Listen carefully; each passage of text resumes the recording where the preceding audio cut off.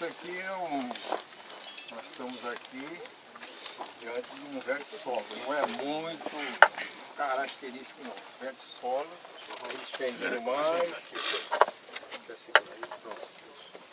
Eles pendiram mais e tem uma estrutura mais desenvolvida, né? E prismática mais desenvolvida do que o caso aí. Mas esse encaixa no vertissolo, mas não é um perfil muito característico. Mas foi o único que nós encontramos aqui e queríamos mostrar um solo desse tipo. O que caracteriza um vertissolo? É um solo com argilatividade muito alta, com grande capacidade de expansão e contração, né? Ele tem plasticidade e pegajosidade muito alta, muito plástico, muito pegajoso. Ele, quando resseca, nas áreas que tem estação seca mais pronunciada, ele sempre fendilha. As fendas podem ser, nos mais típicos, elas são maiores do que, mais largas do que, desde a superfície até o horizonte C, no caso aí, né? Ele aqui não fendilha muito em cima porque ele tem uma textura assim, alguma influência de algum depósito nesse material que desceu, né? Então ele é um pouco mais leve em cima, então ele não fendilha tanto até a superfície. Mas o normal é ele fendilhar até a superfície. São solos de alta saturação base, né?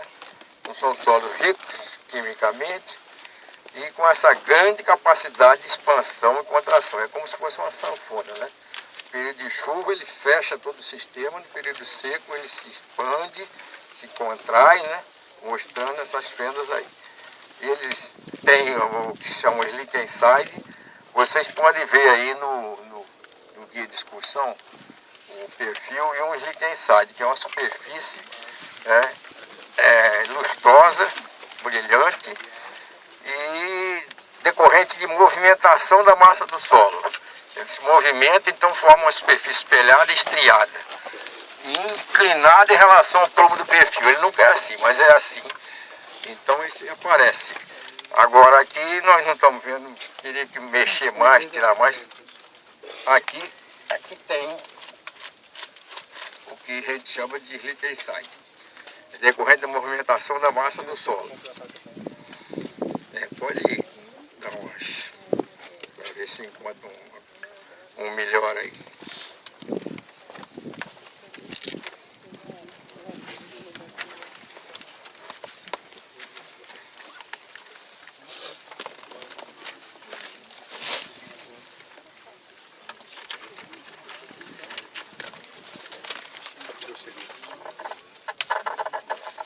Se verificar as análises, a página 47, nós vamos ver aí um pH alto, né, de água, 6, 6, 9, 7, 8. Embaixo tem um pouco de carbonato, que acho testando com ácido, ele dá efervescência, né? Então tem cálcio, magnésio elevado, potássio também relativamente elevado, sódio não muito, mas embaixo ele tem já um pouquinho de sódio, pouco, não é muito. Alumínio zero, né? Um solo como esse, sem cálcio, magnésio, ele não tem, alumínio é zero mesmo. O valor T é o CTC, né? Que é um valor relativamente alto. E o valor V também é alto, saturação por base 82, 87, 93, 97, 98. Sim, aqui vocês podem ver o Slick Inside, que essa superfície é alisada, inclinada em relação ao perfil, decorrente de movimentação da massa do solo que acontece nessa classe de solos. São solos com densidade aparente alta, né? 1,7, 1,74, 78.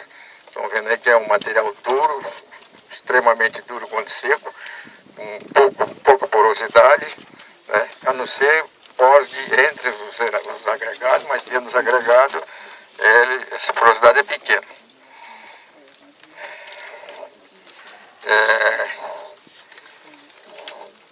O fósforo está dizendo aqui esses valores altos aqui embaixo, né? Tem que ver se é problema de metodologia, né? Porque normalmente o fósforo é baixo. Agora, em algum desse tipo de solo, quando chega na parte baixa, ele tem um fósforo mais elevado. Agora aí tem um problema da extração, da metodologia que foi usada. E isso às vezes não condiz muito com a realidade. A fluorescência apontou para maiores valores de fósforo também, né, os óxidos. Mas tradicionalmente essa área perto do solo daqui Pode olhar aí a tem fluorescência. ppm alto, desde o levantamento de 72 e tal, o solo tem tudo dado alto. Então pode ser uma particularidade. Se tem muita mineral, né, que contém fósforo, como apatite e outro, então pode acontecer isso, mas não é comum. Não é comum, mas pode acontecer.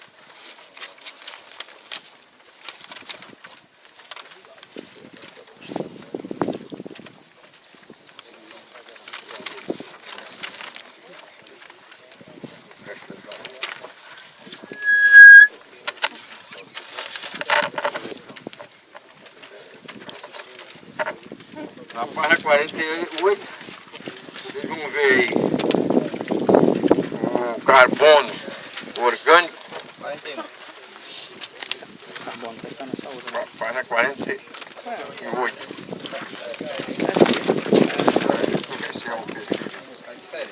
Você está olhando o meu solo.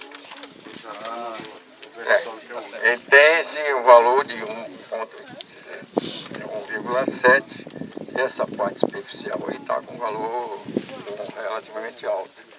Mas é muito pouco espesso, não é uma espessura muito pequena, né? Que você tem 8 centímetros. O que mais? O valor de cair é esperado mesmo, valor alto, né?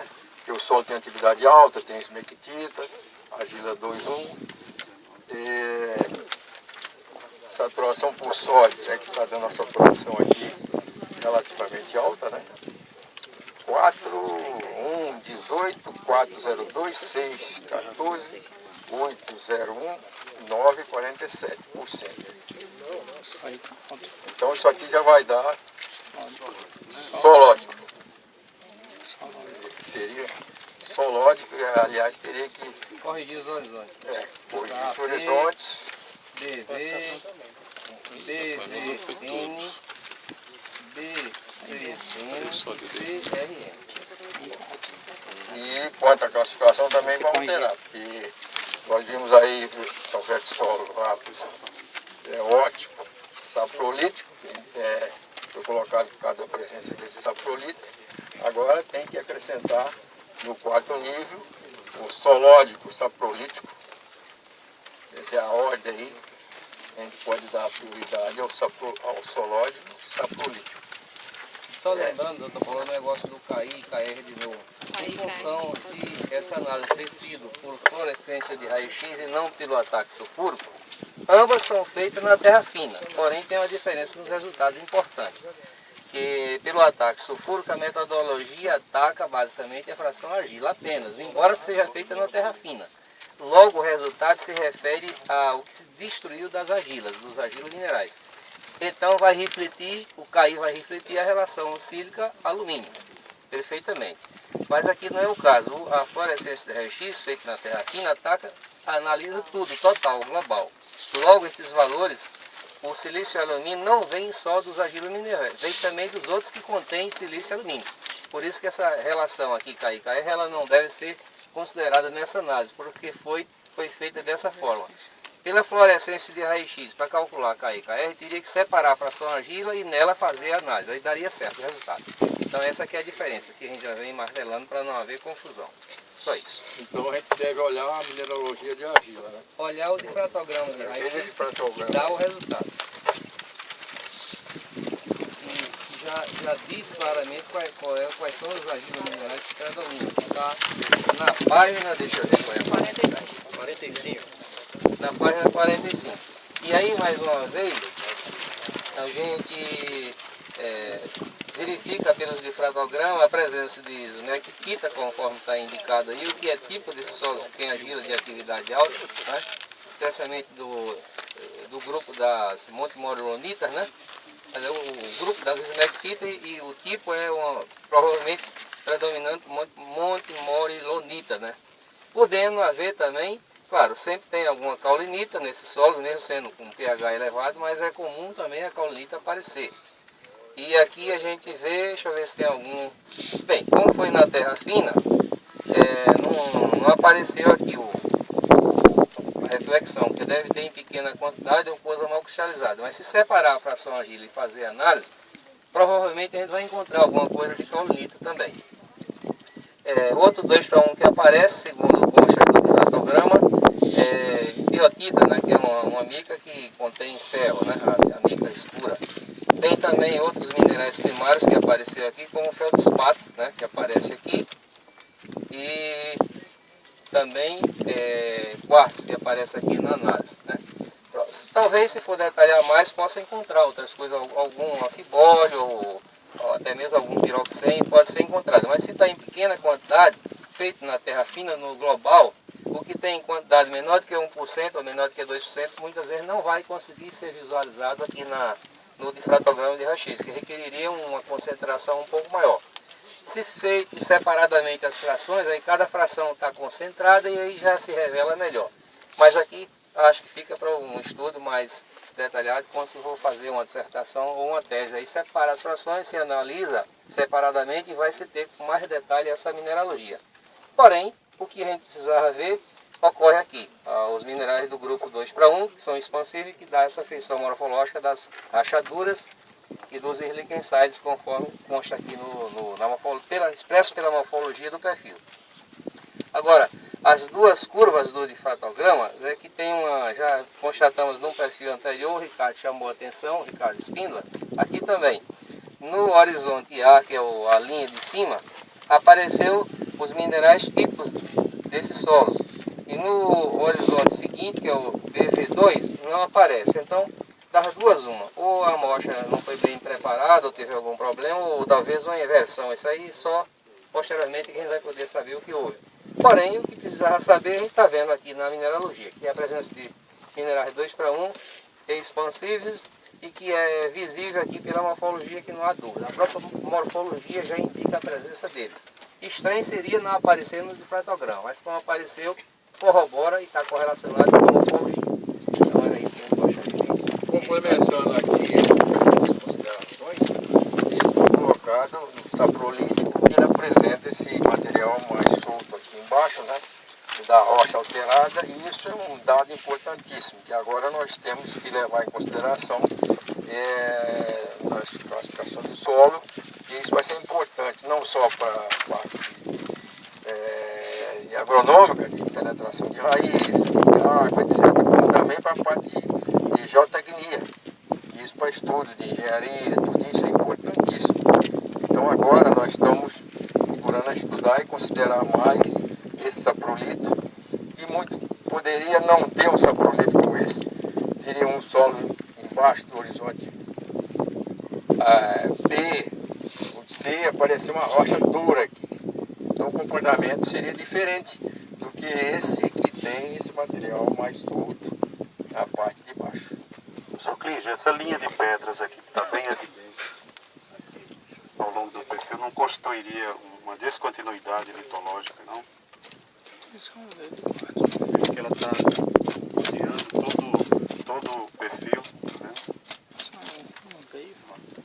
Nós temos que examinar pelo seguinte, porque se for um material que foi da rocha, né, ele não tem nenhum rolamento, nenhum arredondamento, aqui o material é um material anguloso, ele pode ser dentro da própria Rocha, tá vendo aqui? Então ele foi formando a rocha, alterou o material que é alterável, como o feldespato, biotita, etc. E o que não é, fica aí. Então o quartzo fica aqui. Se fosse o quartzo arredondado, sinal que ele foi movimentado, que ele foi transportado, aí eu diria que teria uma descontinuidade. No caso aqui, eu acho que não, que é do próprio material, da própria rocha, que tem um veeiro de quartzo, que você está vendo que o quartzo é anguloso, então ele ficou aí, ele não se decompõe, então fica aí como essa linha de separação, que pode ocorrer dentro da própria rocha.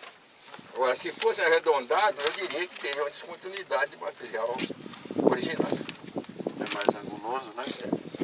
Até porque também, acima dessa própria linha, desse material, continua o mesmo material semelhante ao de baixo, ou seja, é a própria rocha com o veio de quartzo que tinha. Certamente rocha metamórfica. Alterou a rocha, mas o veio dentro da própria rocha. Isso aqui, porque senão teria uma diferença, não teria essa... Isso aí não seria uma continuação, né? E essa parte aqui de baixo. Vamos fazer mais algum comentário ou podemos abrir, pessoal? Eu queria inicialmente pedir a Maeli que só contextualizasse aqui essa área, que é uma das áreas, né, do projeto Palmas, né, coordenado pelo professor Daniel Duarte, e com recursos aí do governo federal e tal, e tem com uma instituição, né, o INSA, né? Eu queria que você contextualizasse aqui. Essa área faz parte de um dos 26 campos de palma que estão sendo implantados em 3 micro-regiões do estado da Paraíba, como forma de recuperar as áreas de palma que foram dizimadas pela Costa Negra do Carmim. Então, nesse experimento são 3 variedades de palma forrageira, plantadas em fileiras duplas, com espaçamento de 1,5 metro entre fileiras e com irrigação de salvamento, que é 7 litros de água por linha de planta, uma vez por semana. Também essas áreas foram adubadas com matéria orgânica e nós vamos abrir perfis de solo em várias dessas áreas, que será o nosso trabalho de tese.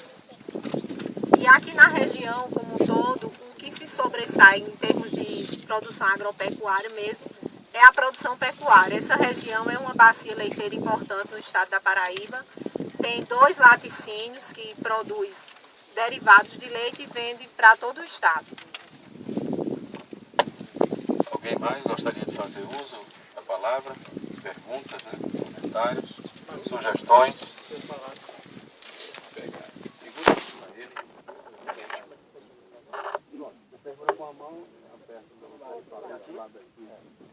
Por que BV não CV?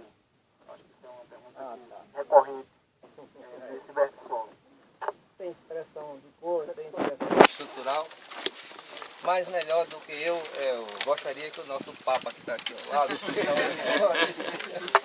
já que ele está aqui, podemos aproveitar melhor. Antigamente se botava por convenção O horizonte C no vertissolo. Entretanto, nós reservamos o horizonte C para esse material que está embaixo. Como esse material aqui é um material transformado, já com muita argila, no caso é até colorido, e não nós abandonamos esse critério de colocar o horizonte C simplesmente por ser vertissolo. Então nós, como já temos o horizonte vértico, preferimos colocar o V, né, no horizonte, indicando que ele tem as características, as propriedades vérticas. Então deixou-se isso e usou-se Antigamente mesmo. Vertissolo, o horizonte é AC. Mas não, com a evolução da coisa, nossa evolução mesmo do nosso conhecimento, nós achamos que não deveria ser. o C, esse material aqui não transformado. Então você chamava C isso aqui e C isso aqui. CV e CE. Então agora nós distribuímos isso aqui, material já transformado, essa transformação aqui de feldespato, que tem muito aí, biotita, isso tudo vira argila. Então é um material muito transformado, como você chamar de C. Então nós abandonamos esse critério e hoje é considerado, no caso, vamos ver o que é o de horizonte verde. Isso já está considerado nessa nova versão da classificação do vertissolo? A nomenclatura do vertissolo? Essa nomenclatura, em verdade, ela é tratada à parte no Manual de Descrição e Coleta de Solo no Campo. É lá onde se sintetiza essas explicações, esses esclarecimentos acerca dos horizontes. Acho que deverá ser atualizado nas próximas edições. Ainda não está. Ainda não está atualizado, não. Porque a nomenclatura de horizonte é colocada naquele manualzinho e o subscrito, que é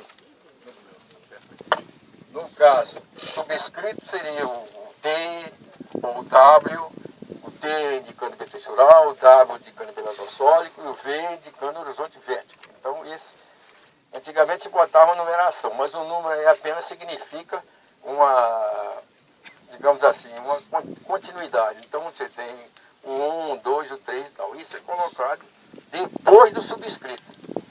Subscrito, mas eu posso ter BV 1, 2, mas não antes como era antigamente.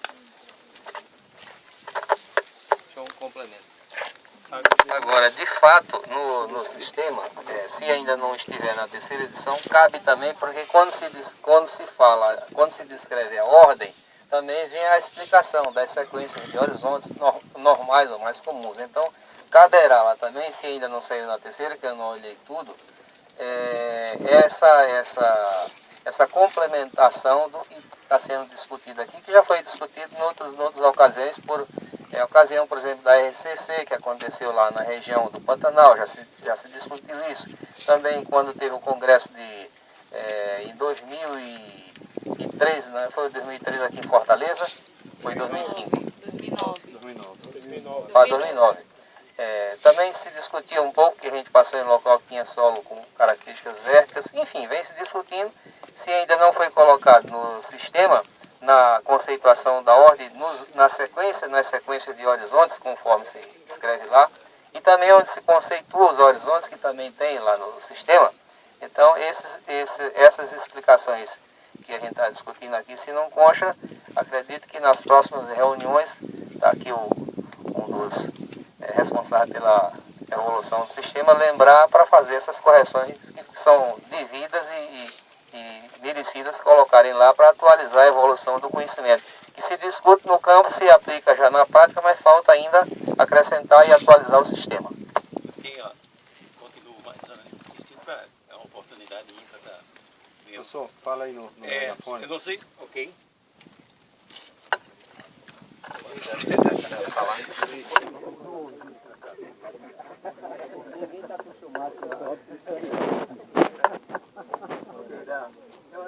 Uma oportunidade ímpar, com certeza, isso já foi debatido, dito, etc. Mas na condição de descrever, por exemplo, caracterizar um horizonte B, seria a questão de iluviação de argila, tal, essa translocação. Aí eu pergunto, nesse caso, onde está colocando B para o vertissolo, se o processo de formação desse horizonte antes dito C1, C2, etc., se ele atende ao critério de iluviação, transporte, etc., e acúmulo de argila, que tradicionalmente é o que caracteriza o horizonte B. Né? Nem todo tipo de B é de acúmulo de argila. Por exemplo, os dos latossolos não é de acúmulo de argila, mas sim de óxido. É outra razão. O B dos cambissolos também é uma evolução ainda relativamente pequena, é mais por expressão de cor, de estrutura e combinação dessas características. Aqui, como já foi explicado, a rocha foi transformada. Só que o material tem uma atividade bastante alta, né? Virou argila, um pacote de argila enorme. Mas tem uma expressão visível que ninguém pode deixar de observar. A estruturação está muito bem agregada aqui, tem uma agregação muito bem expressa. Tem também a expressão de cor, que nem todos são vermelhos, tem umas que são amarelados, tem umas que são escuros, tem outros que são acinzentados. Tudo que é cor preto tem uma variedade grande de cor. Mas tem a expressão da transformação do material primário no material secundário, que foi evoluído, não deixa de ter uma evolução tremenda, sair de um mineral primário para passar para um secundário, como está aqui, a evolução é muito grande. Embora tenha alguns minerais primários, mas isso a gente encontra no B dos clorossolos, nos B câmbicos, né? E até mesmo nos B latossolos, uma percentagem pequena, que é admitido. Então, o que importa aqui é essa evolução, essa transformação marcante que tem do material de origem para um material secundário bem transformado. A diferença básica é que essa modalidade de B, que tem atividade alta, é que é uma massa que se movimenta, quer dizer, é uma evolução relativa, né? Uma evolução relativa, mas não deixa de ter uma evolução pedogenética bastante acentuada, que é a transformação brutal do material primário para o material secundário. Existem os que chamam símbolos conotativos Ou subscritos, que eles indicam, por exemplo, eu boto um I pequeno, então é incipiente. Incipiente desenvolvimento é horizonte B de um cambissolo. Se eu boto um T minúsculo, é um textural, então acumulação de argila. Se eu boto um W, é um horizonte B transformado, já evoluído, bem antigo, como dos latossolos. Se eu boto um G pequeno, indica o quê? Solo hidromórfico, gleisação. Então esse subscrito, os símbolos conotativos, eles conotam alguma coisa. Então eles vão indicar alguma coisa. Então você já está botando no horizonte e ele já está dizendo o que é aquele horizonte. Alguém mais gostaria de fazer? Está inscrito aqui, não tem que se inscrever, mas por uma questão de idade, assim, vamos... Aqui, pela ordem etária ali, pela cronologia. Questão de respeito. Eu me considero leigo em pedologia, por isso que eu vou fazer a pergunta. Eu lembrando do perfil daquele planossolo, eu vejo alguma confusão com relação a isso aqui. O que é que tem de marcante aqui para a gente olhar e dizer logo que isso aqui é o verso-solo e aquele lá é plano-solo?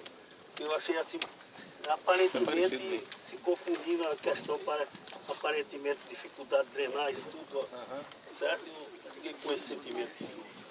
Isso, pergunta para o menos, que ele não está, né? Tá boa a pergunta. É o seguinte, no caso lá do plano-solo, existe uma grande diferença de textura do A, ou até do E, se quiser, para o B. É uma mudança textural, uma bruta muito visível. O de argila do B em relação ao A, ele duplica, ele triplica.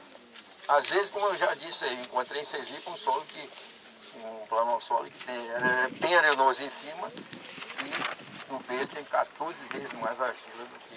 Isso é o extremo, do que o A. Então, isso é evidente. Aqui você não tem isso.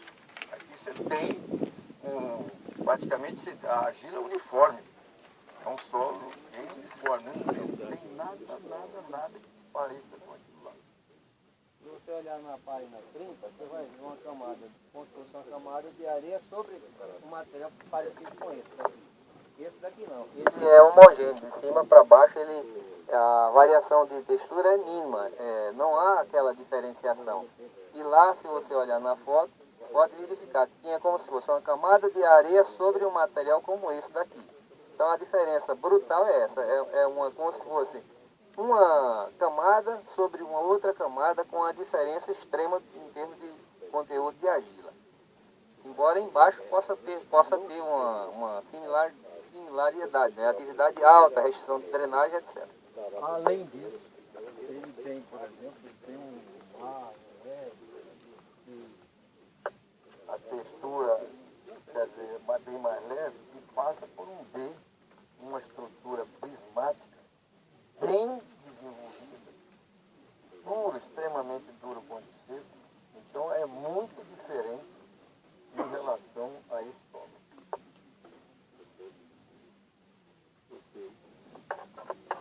É que eu gostaria que os senhores comentassem a respeito das limitações que esse solo pode apresentar na utilização da irrigação, visto que ele é um solo com alto teor de argila, né? E possui essa propriedade, essa capacidade de elasticidade, como foi explicado por vocês. Eu ia falar nisso depois, já que você perguntou, eu vou falar agora.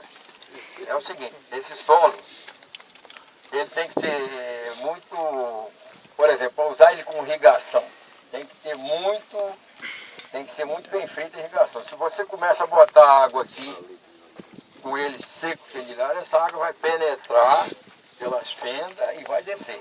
E o solo começa a se umedecer de baixo para cima.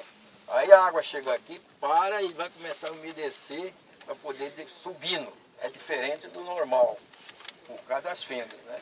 Então isso aí tem que ser muito bem manejado em irrigação. Não pode deixar o excesso d'água, porque ele é muito plástico, muito pegajoso, e também não pode deixar ele ressecar, chegar a esse ponto. Então a irrigação dele pode ser verificada. Aquela usina lá em Juazeiro. Juazeiro tem cultura de cana lá com uma produtividade altíssima em cima de verso-solo. A mancha lá de verso-solo. Então ele tem que ser muito bem manejado. Com irrigação ele tem que ser muito bem manejado. Dá uma alta produtividade. Agora tem que se trabalhar com ele com toda a tecnologia. Só para palma que está aqui do lado gotejamento e uma vez na semana. Isso daí ainda é melhorzinho, porque ele tem esse Então, é isso aí. Com relação a ele se usar de sequeiro, veja que é problema, né? Onde tem uma estação seca longa, né? Ele fica desse estado, então como é que a planta vai desenvolver? Então esse período ele fica. E quando ele está molhado, ele fica saturado com água, com muita a penetração das raízes também fica difícil. Ele tem deficiência de oxigênio. Então ele é muito difícil de ser trabalhado. E para a construção civil? Nós já vimos uma construção que foi feita lá em Afrânio, em cima dele. O cara fez uma casa lá e rachou as paredes todinhas. Então, esse solo se movimenta, essa argila 2:1 expansiva, ele se movimenta. Ele derruba, já vi derrubar beira de estrada, arranca o barranco todinho, árvores tombadas, canais de irrigação, poste tombado, canais de irrigação, se o cara não puser aqui embaixo, puser nesse meio dessa massa, ele torta tudo, arrebenta tudo. Então tem que saber trabalhar com ele. Porque essa argila, a fração argila coloidal, mas é a fração mais importante do solo. Ela é pequena, menor do que o arnica, mas ela tem uma força tremenda. Ela quando se junta toda, ela faz um movimento muito grande e a pessoa nem imagina que possa ter. Ô professor Klinger, aquelas imagens feias que a gente tem visto por aí dos canais da transposição, é justamente na parte que passa nos luvissolos crômicos vérticos. Que por esse movimento deu uma esculhambada no trecho de canal imenso. E aqui só publicam aquelas imagens. Em pouco tempo arrebentou tudo. É. Exatamente, porque está ali, está no meio desses horizontes que ele teria que ser removido. Botar aqui embaixo, no material ainda não transformado. Então ele arrebenta tudinho. Não consultaram os pedólogos, então tem problema, né? Assim mesmo. A estação rodoviária de Campina Grande foi necessário mudar o calçamento que fizeram, inauguraram e depois os ônibus. Aí tiveram que tirar todo da areia e o calçamento de cima. Eu já vi também beira de estrada ser arrancada, e o solo lá na área o cara chama de borrachudo. Então ele também trabalha, se movimenta, como uma sanfona. Trabalha e arrebenta. A força disso aí é enorme. Professor, aquele fendilhamento lá do B, lá do planossolo, poderia ser o caráter vértico naquele horizonte ou não? Mas ali é diferente. Ele tem fendilhamento porque ele tem atividade alta. Né? Tem argila, então ele também encolhe, né? Pela atividade da argila. Você perguntou, teve classificação se caberia esse caráter vértico naquele tipo de horizonte? Tem não, porque o caráter vértico, ele tem essas características, a presença do liquenside. Lá naquele não tem o liquenside. E se tiver um pouquinho de liquenside pequeno, que não é bem representativo, também você não pode levar em consideração. Você tem que ver, e aqui se for examinar bem, você vai encontrar vários liquenside indicando esse trabalhamento do solo, movimentação da massa do solo. Só complementando, existem os planossolos que tem o bivértico, então existe. Lá não é o caso, mas existe, mas no sertão é comum a gente encontrar planossolo com horizonte B plano que ao mesmo tempo vértico, porque tem a mudança abrupta e o caráter vértico, que é essa presença marcante de liquensides, estrutura prismática, racha quando seca, essa característica que a gente está vendo aqui lá no B do plano, só que aquele não é o caso. Precisaria ter o que mais, além do uso? Hein? Precisaria ter o que mais?